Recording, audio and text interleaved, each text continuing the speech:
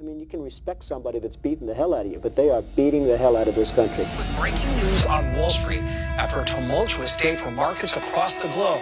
At points today, the Dow was down more than 1,000 points, driven by uncertainty about the health of the U.S. economy. This is New York City. Illegal immigrants. The southern border is a cancer on the entire United States. They keep coming. We did it. We did it, Joe. Vice President Harris in Guatemala. You had a message for would-be migrants. Don't come. Do not come. Do not come. Well, Lester, here's the thing. I've been working on this issue for a very long time. Do you have any plans to visit the border? At some point, we are going to the border. We've been to the border. So this whole thing about the border, we've been to the border. We've been to the border. You haven't been to the border. I don't understand the point that you're making. I'm not discounting the importance of the border. We can now project the winner of the presidential race. Donald Trump wins the presidency. The story as unlikely impossible is now reality. America is coming back bigger and better and stronger than ever before. Employment report that came out on Friday, 211,000 new jobs created. Welcome news to the White House, 211,000 jobs in April, 232 in February. The economy helping out the president so far. The unemployment rate, 4.4%. It's been 10 years since the rate was that low. So that's a help for the president. Also, if you care about your 401k, the markets have been pretty good for the president since day one. No, more jobs won't help build big differences over health care and tax reform, but a strong economy is any president's friend. Trump has stood consistently and alone against the establishment for decades. Trump's stand has been in opposition to unfair trade that is taking our jobs and destroying our economy. 35 years ago, he paid $100,000 for an ad in the New York Times to oppose the trade and war policies of a multinational corporation, the globalists. Somebody who was able to take whatever asset he had and build it into a fortune, which he then dedicated to creating something better for others, mainly America. He doesn't need the power, he doesn't need the money, he doesn't need the accolades. He has opposed the Republican orthodoxy of so-called free trade and of being the world's policeman, and he has said it to their face. He's called for ending NAFTA, for auditing the Fed, for releasing the secret 28 pages of the 9/11 report. He will stop TPP and TTIP and stop the exporting of jobs. Neocons and those who want to provoke wars for profit for the military-industrial complex are his biggest critics. You've said, though, that if you did run for president, you believe you'd win. Globalists hate him, multinational corporations hate him, the political establishment hates him, and the warmongers hate him. We will no longer surrender this country or its people to the false song of globalism. The nation state the true foundation for happiness and harmony. And under my administration, we will never enter America into any agreement that reduces our ability to control our own affairs. Globalists hate him, multinational corporations hate him, the political establishment hates him, and the warmongers hate him.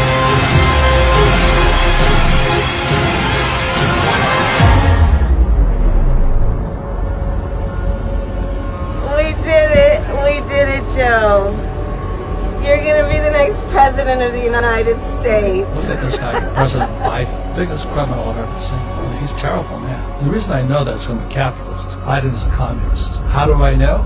Not what they say, but what they do. So in 2020, Biden gets elected. He beats my friend Donald Trump, very good friend of mine. We're capitalists. But the communists and the socialists and the crooks hate it. I'm an oil guy. I own oil wells like Mr. Tata. The rich own commodities.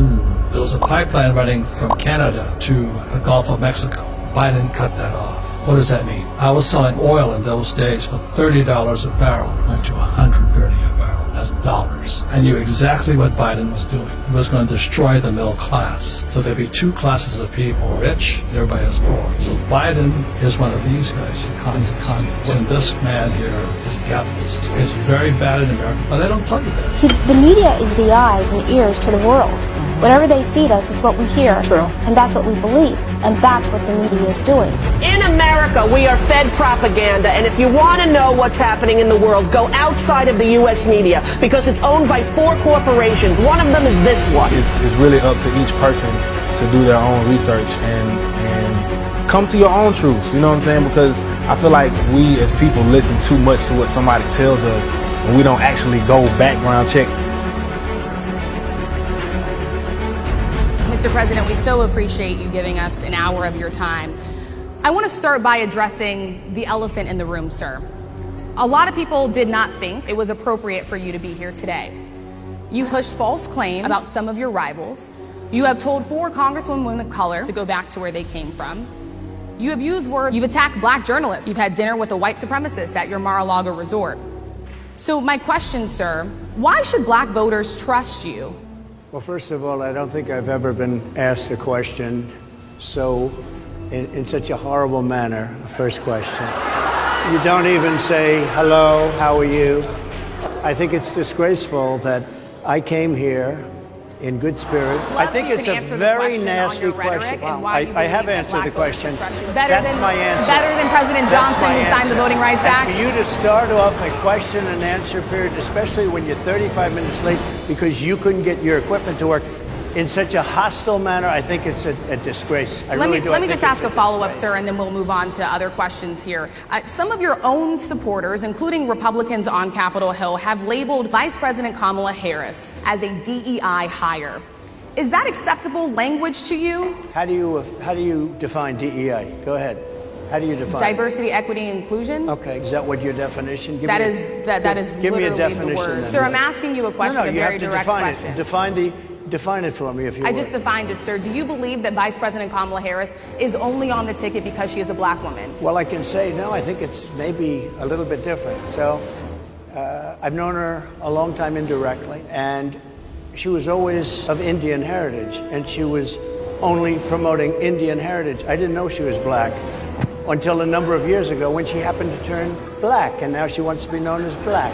Epic meltdown from the ex-president this afternoon. Trump immediately breaking into a tirade. For example, of mainstream media bias. Well, I do think they made a mistake. They didn't use his full remarks. She was there for one reason, to get talking sound bites for the Democrats, trying to get him to be mean and nasty, and literally within a minute, that's all they came out talking about. As President of the United States, I am prepared to get rid of the filibuster. And I support a mandatory buyback program. Do you support changing, the food pyramid, yes, to reduce red meat specifically? Yes, I would. Don't let anybody gaslight you. Kamala Harris is running around the country saying that on day one, she wants to bring the cost of goods and the cost of housing under control. She says that on day one, she wants to make groceries and homes more affordable for American citizens. Well, Kamala Harris, where have you been? Because you've been vice president for about 1,300 days. Day one was 3.5 years ago. You should have been doing your job then and not promising to do it now. Electricity is up 30%. Food is up more than 20%. Gasoline is up 50%. And this is all because of the policies of Kamala Harris. This is the person who's promising that she's going to fix the very problems that she has been creating for 1,300 days, and now she wants the American people to give her a promotion. My friends, I think it's time for the American people to say to Kamala Harris, you are fired. We want Donald J. Trump. And New York City has no more room. Now we have to empty out a whole school with kids to house thousands of migrants. So are you guys getting booted out of school? Oh, yeah. How do you feel stealing our tax money? My kids. How does it feel? You feel good? I hope you feel good. I hope you sleep really well tonight. How long you staying? I'm pissed. Oh, I'm pissed. Everything for free, right? Everything for free.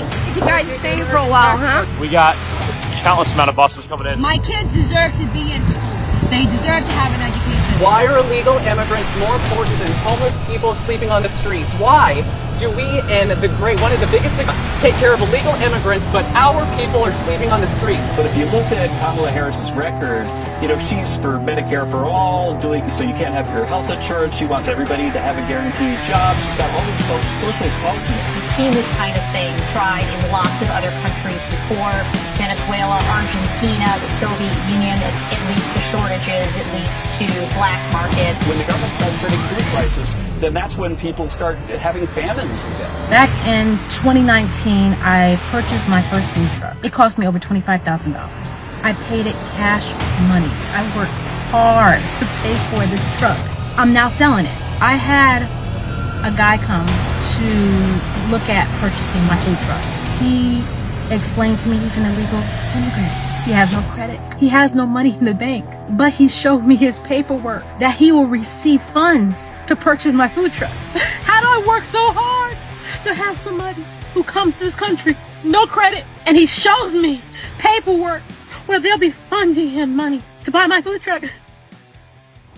It's not right, and I want answers. These policies are insane, and they're anti. Why don't people put American citizens first, but illegal immigrants get everything? And I hope you post this. I want this to go viral because I give a damn and I care about my community and I'm going to fight for it. And I am 100% voting for Donald Trump. The Democrat Party does not put our people first. They put sanctuary cities first. They put illegal aliens first. They tax us. They tax our water. You can't even do laundry and shower on the same day. We will make America wealthy again. We will make America strong again. And we will make America great again. Thank you very much. Thank you very much. Breaking news out of Palm Beach, Florida. The FBI has executed an unprecedented search warrant at President Donald Trump's Mar-a-Lago estate. The former president has both sides of the political aisle up in arms. It is a dangerous and unstable moment in American history. The Justice Department has just indicted former President Donald Trump. For 7 years, they hated him, they targeted him, they hunted him. This is the epitome of the abuse of the prosecutorial power to preempt political decisions. I never thought anything like this could happen in America.